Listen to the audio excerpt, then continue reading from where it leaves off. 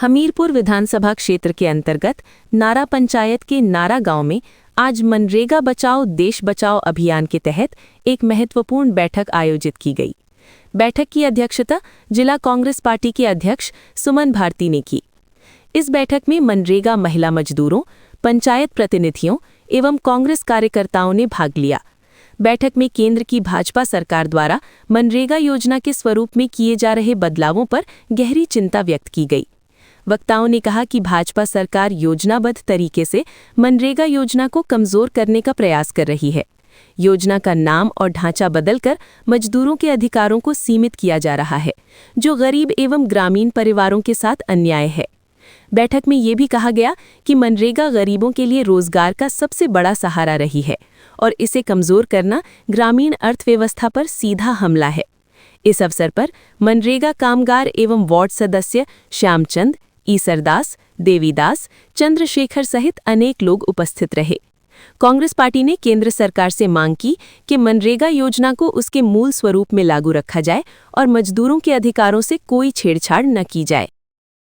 जब आपके पास अपना पैसा है तो आप जाएंगे, आप अपनी मर्जी की जो भी चीज होगी उसको खरीद लेंगे, उससे वो उसका बिजनेस बढ़ेगा।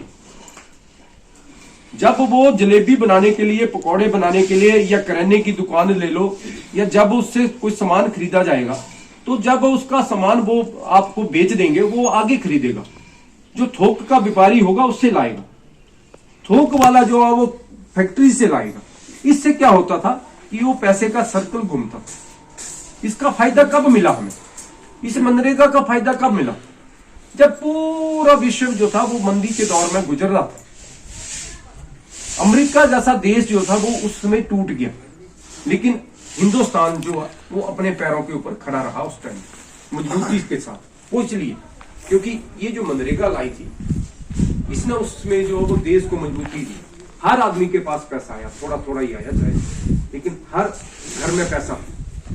उससे क्या हुआ कि ये जो आपका कारोबार था, जो आपके छोटे छोटे दुकानदार थे, उनकी रोजी रोटी चलती थी। छोटी छोटी आपकी जरूरतों की जो चीजें थी उनको आप खरीदते थे, आप जाते थे उनके पास और खरीदारी करते थे, और उसका भी कारोबार चलता, उसका भी घर बसता। तो ये सारी चीजें, लेकिन अब आपको सोचना है कि आपको वो पुराने वाली मनरेगा चाहिए कि अब ऊपर से जो स्कीम आएगी वो चाहिए। जो पंचायतों से हक छीन लिया, आपके वार्ड मेंबर से हक छीन लिया, आपके प्रधान से छीन लिया, आपके उप प्रधान से हक छीन लिया, कोई भी सेल्फ डालने का वो नहीं डाल रहे। आपको रास्ते की जरूरत होगी तो वो नहीं डालेगा सेल्फ, वो बोलेगा हमारे हाथ में नहीं है। वो ऊपर से प्रोग्राम तय होगा। ऊपर से क्या प्रोग्राम होगा? जैसे पूरे प्रदेश में एक प्रोग्राम आ जाएगा कि पूरे प्रदेश में रास्ते बनेंगे जिनको जरूरत है। मान लो आपको रास्ते की जरूरत नहीं है, 3 फुट रास्ते की जरूरत नहीं है, आपको 6 फुट या 8 फुट सड़क की जरूरत है, तो वो नहीं बना पाएगा, वो प्रधान नहीं कर पाएगा, वो वार्ड मेंबर नहीं कुछ नहीं कर पाएगा, क्योंकि वो उसको मंजूरी नहीं मिलेगी, उसको आदेश नहीं होगा। जब ऊपर से ही 3 फुट का रास्ता, पैरी रास्ता बनाने की आदेश होगा तो कैसे बनाएगा 8 फुट? तो ये सारे बदलाव जो है अब नई स्कीम में आने जा रहा है। मतलब कुल मिला के जो आपकी मनरेगा थी उसको खत्म करने का प्रोग्राम जो है वो अब मोदी सरकार ने बना लिया। वो इसलिए क्योंकि ये जो सरकार बैठी है केंद्र में, वो बड़े बड़े लोगों की बैठी है। ये स्कीम इसलिए चलाई ताकि दिल्ली से ही एक ठेका जारी हो जाए पूरे हिमाचल का, कि जाओ वहां से ठेकेदार तय हो जाएगा कि जाओ आप लोग हिमाचल में जाओ, वहां सिर्फ रेन हार्वेस्टिंग ही बनेंगे, मतलब आपके टैंक ही बनेंगे, वो ठेका तय हो जाएगा। तो आपको जरूरत नहीं होगी, आपके पास घर में उस टैंक को बनाने की जगह नहीं होगी, तो क्या कौन बनाएगा उसको? प्रधान का कोई रोल नहीं होगा, वो आपसे साइन लेंगे और चले जाएंगे और पैसा ऊपर से जारी हो जाएगा। पैसा ठेकेदार भी ऊपर से आएंगे और लेबर भी ऊपर से आएंगे। मतलब कुल मिला के आपको गारंटी नहीं है अब काम की, जो पहले होती थी। जो रोजगार की गारंटी पहले होती थी वो अब नहीं है, इस स्कीम में नहीं है, लेकिन पहले पूरी गारंटी होती थी, रोजगार की भी होती थी। अगर रोजगार नहीं मिलेगा तो उसके बदले में मनरेगा के जो रजिस्टर्ड मजदूर होते थे उनको भत्ता भी मिलता था, और उसमें कई तरह की स्कीमें भी होती थी। उसमें जब बोला जाता था कि आपको 100 दिन पूरा हो जाएगा, तो उसमें आपको जो है वो चाहे बच्चे के लिए फीस का प्रावधान होता था या बेटियों की शादी के लिए पैसा मिलता था, कई तरह के उसमें स्कीमें चली हुई। जब वो कंडीशन ही पूरी नहीं होगी तो वो स्कीमें भी आपको कैसे मिलेंगी? जो श्रम कल्याण बोर्ड है वो आपको कैसे देगा? तो ये सारी बातों को लेकर हम आज आपके बीच में आए हैं। हम आपको यही बताने आए हैं कि अब आपको सोचना है कि ऐसे लोग चाहिए जो बड़े बड़े लोगों को ऊपर उठाना चाहते हैं, कि वो लोग चाहिए जो छोटे लोगों की सोच रखते हैं, छोटे लोगों को ऊपर उठाने की सोच रखते हैं, या गरीब क्षेत्र जो हमारा ग्रामीण क्षेत्र है उसको ऊपर उठाने की सोच रखते हैं।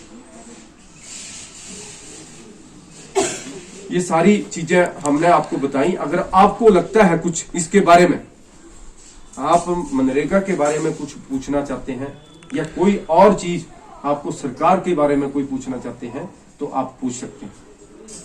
आज यही हमारा यहाँ आने का मकसद है कि आपको मनरेगा के बारे में जागरूक किया जाए और उस स्कीम और इस स्कीम के बारे में अवगत करवाया जाए। इन्हीं शब्दों के साथ आप बहना यहाँ आई, सब आपने बात को सुना।